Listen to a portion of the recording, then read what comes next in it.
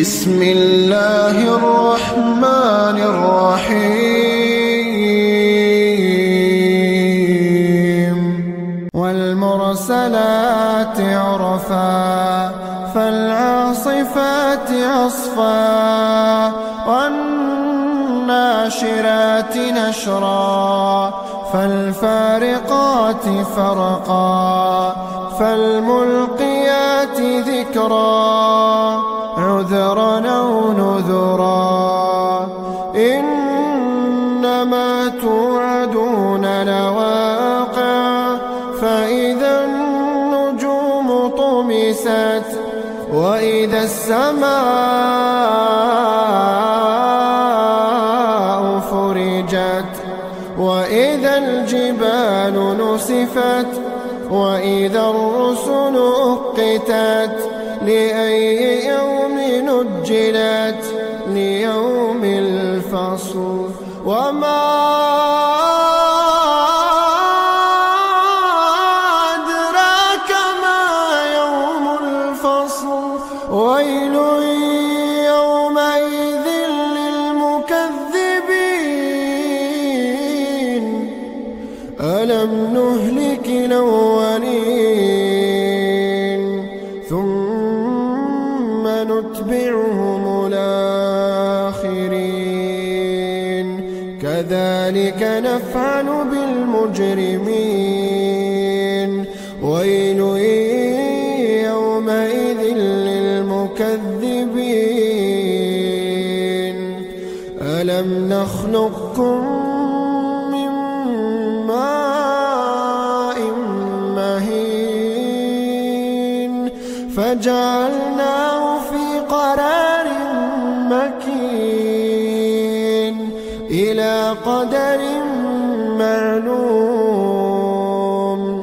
فقدرنا فنعم القادرون ويل يومئذ للمكذبين ألم نجعل الأرض كفاتا أحياء وأمواتا وجعلنا فيها رواسي شامخات وأسقيناكم ماء فراتا ويل يومئذ للمكذبين انطلقوا إلى ما كنتم به تكذبون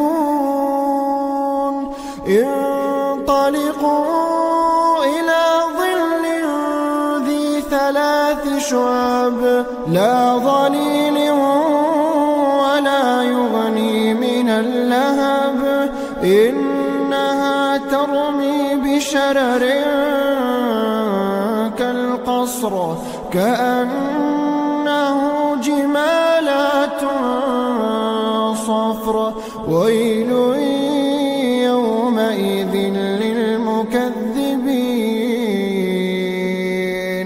هذا يوم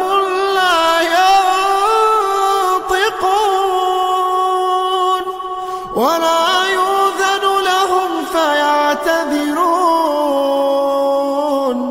ويل يومئذ للمكذبين هذا يوم الفصل جمعناكم والأولين فإن كان لكم كيد فكيدون ويل يومئذ للمكذبين إن المتقين في ظلال وعيون وفواكه مما يشتهون كلوا واشربوا هنيئا بما كنتم تعملون إنا كذلك نجزي المحسنين ويل يومئذ للمكذبين كلوا وتمتعوا قليلا إنكم مجرمون